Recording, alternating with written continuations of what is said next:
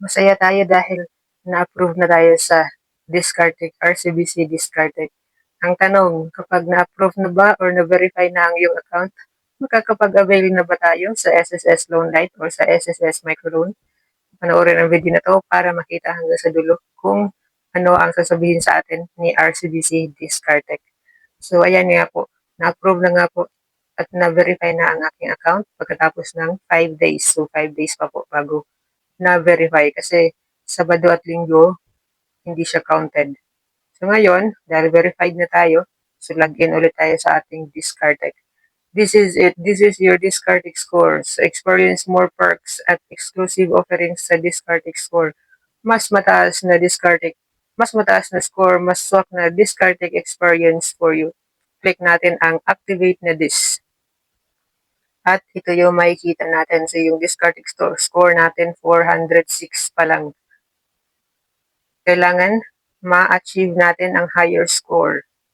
So bago nga po pala yan, marami pa tayong pinilapan.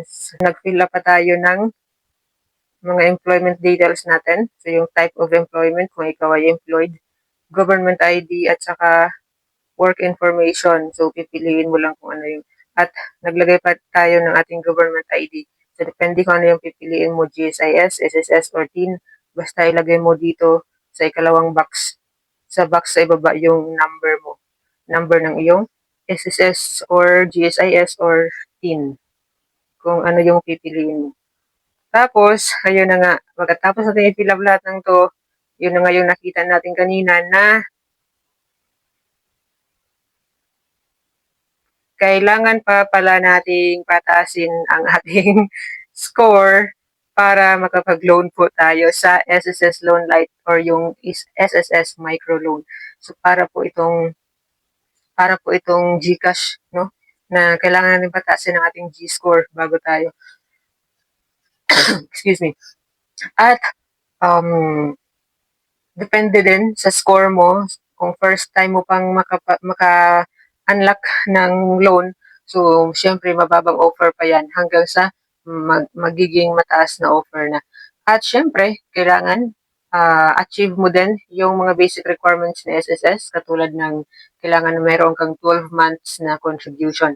So, kahit active member ka sa SSS, kung wala ka pang 12 months contribution or hulog, hindi ka makakapag-avail ng SSS microloan, lalo na kung mababa pa ang iyong score. So, kung halimbawa hindi mo pa na-achieve ang 12 months contribution, so tuloy-tuloy ka lang dahil baka pagdating ng 12 months mo na hulog, so mataas na rin ang score mo dito kay Discartec or kahit kay Union Bank kasi dalawa to na pwede natin gamitin pang apply sa SSS Microloan.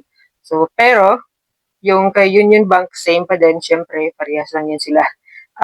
Parehas lang sila na, hahanapin ko muna yung screenshot ko kay Union Bank. So, ayan, ito yung sabi ni Union Bank. You're a step closer to accessing SSS Loan Lite. Keep using the Union Digital Bank app to unlock this feature. Grow your savings with the Union Digital Save. So, ito kailangan, same din with the Discartec. Kailangan din natin gamitin palagi yung ating Discartec account, mag-load, magbayad ng bills, mag-savings. So, katulad lang din po ni UB or ni Union Digital Bank hanggang sa ma-unlock natin yung SSS Microloan. So, hindi ko alam kung gaano katagal. Pero, ngayon, sinubukan ko i-click yung apply loan, tapos sabi sa akin ni Discartec, hindi ka pa qualified dahil mababa pa ang score. Subukan ulit after 90 days. Ayan. So, bali 3 months pa bago subukan ulit. At titingnan nila kung mataas na ang iyong score. Ayan. So, ganyan yung hindi pala automatic na makakapag-loan sa SSS Microloan. So, maraming nag-aabang dito kasi nga naman, napakaganda nga naman ang programa na to na 8% lang yung interest annually.